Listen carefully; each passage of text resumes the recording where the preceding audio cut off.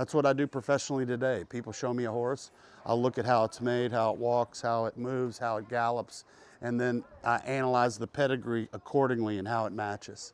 It's, I believe the thoroughbred's living, breathing art. I started getting, I guess you could say, horse crazy by the time I was probably 6 or 7. I learned in the basement of the Ag Library was every blood horse and thoroughbred record ever printed. And when I got bored, I would take time and read the blood horse.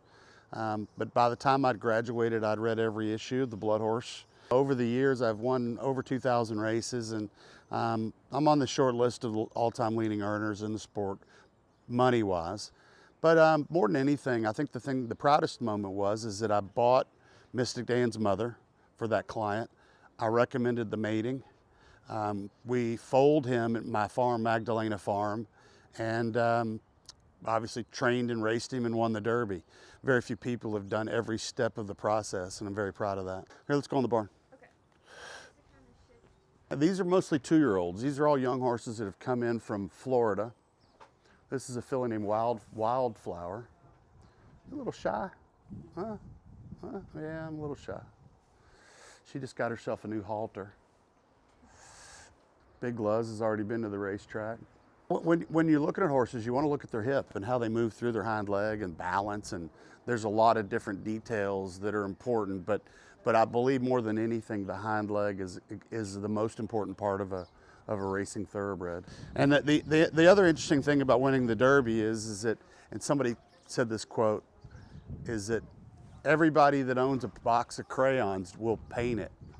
And they're right. I mean, a lot of the Derby that we won has been painted multitude of times.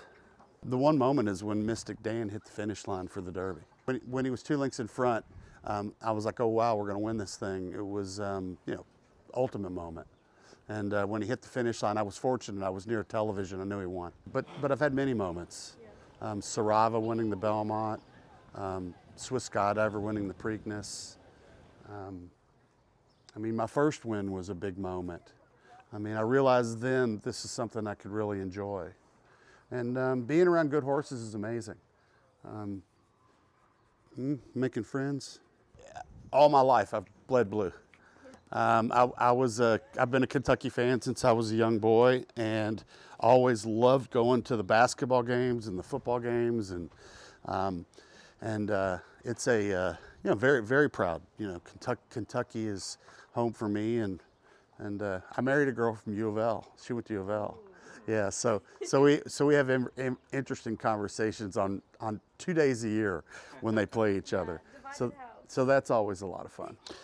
The advice I would give UK students interested in a career in horse racing is, first, learn about the thoroughbred. Read 2 books. Read Tessio in his own words, but before that book, read a book called Speed in the Thoroughbred. My goals next are, I want to see the sport grow again. When I started training, there were 54,000 foals a year, and now there's 17,000. And we really need to get the industry into a growth spiral. And I think there's a lot of work ahead, and I'm committed to doing whatever is necessary to help the sport go next level. Yeah, we've got a lot of work to do.